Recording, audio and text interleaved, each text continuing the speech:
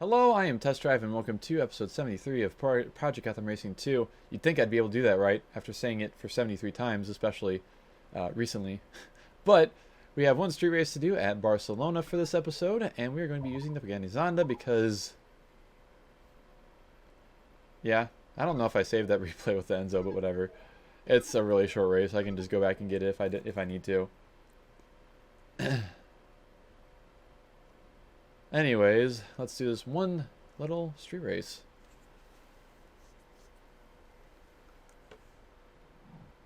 Which I think should be pretty easy peasy, not gonna lie. Easy peasy lemon squeezy.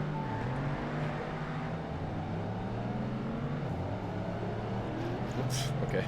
Mercedes just got nearly fucking taken out there. Later, nerds. Later, other nerd. God damn, 448 kudos there. Not too shabby for turn one. Shit.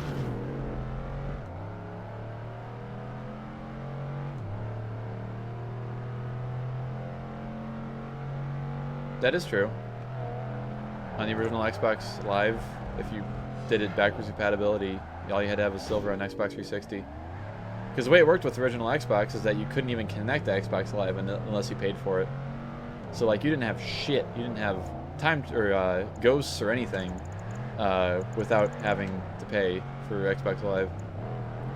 I know because I actually played some games online before the original Xbox Live went down on my 360. Sadly, I didn't have good enough internet for very long to play those stuff, but I played a few races of PGR2 and stuff online. It was pretty neat. Never had original Xbox Live though on the original Xbox because my parents didn't want to pay for better internet, so we had dial-up, and you couldn't play on dial-up for obvious reasons. And that was what I was stuck with. So you know, by the time that the original Xbox Live went down, I think like I said, I think we barely had DSL at that point. So I never got to experience the original Xbox online. Well, really.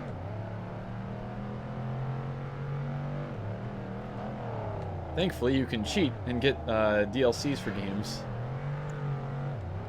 if you have a modded Xbox like I do. There was a giant pain in the ass trying to mod this Xbox. Just to like be able to get the files onto the console was a pain in the ass. Because like I'm trying to do it in like 2014 or 15 or whatever, and actually it was later than that, I guess, probably 2016. But like you have to find the drivers, and all the drivers for Windows XP, so they don't work on Windows 8 or 7 or 10 or whatever the hell I had at the point that was modding it, and also just actually physically getting a controller to work with my computer was a big issue, because we basically took the end off of a controller and basically didn't even solder it, just stuck a USB on the end of it. I don't remember what that controller, I think it was some sort of not Microsoft controller, I'm pretty sure that I used.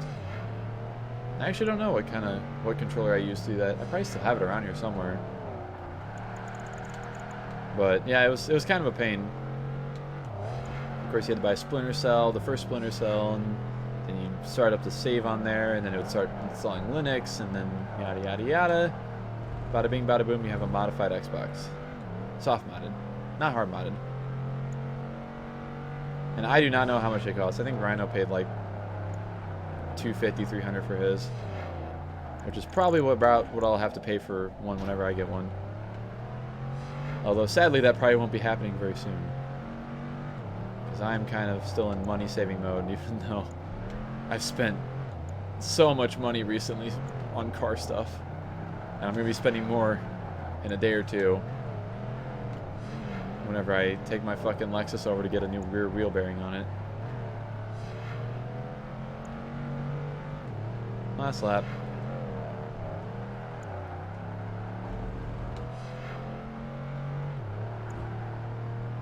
Because I've bought recently a I got everything for the Intrepid, my new car, the Intrepid, which was tires, oil change, licensing, insurance, all that kind of stuff.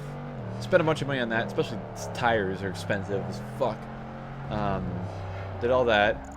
I spent $200 on spark plug wires for my TC, so hopefully I can get it to run well enough to get it to drive to Austin, or not drive to Austin, but drive to Radwood, Austin from whatever hotel I end up being at, or wherever I just end up staying at. I bought new rear brake lines for my truck, my Ram, and also gas tank. Well, I bought those gas tank straps a while ago, actually. But I bought brake lines for that, which was like $50-something.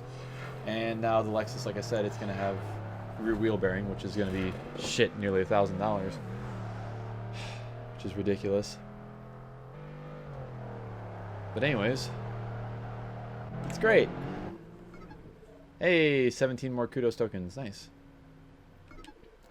You can use those now. On what? What am I going to use them on? Anyways, that will conclude this episode of PGR2. Thank you all so much for watching. And I will see you in the next one for the second and last one of the Kudos World Series.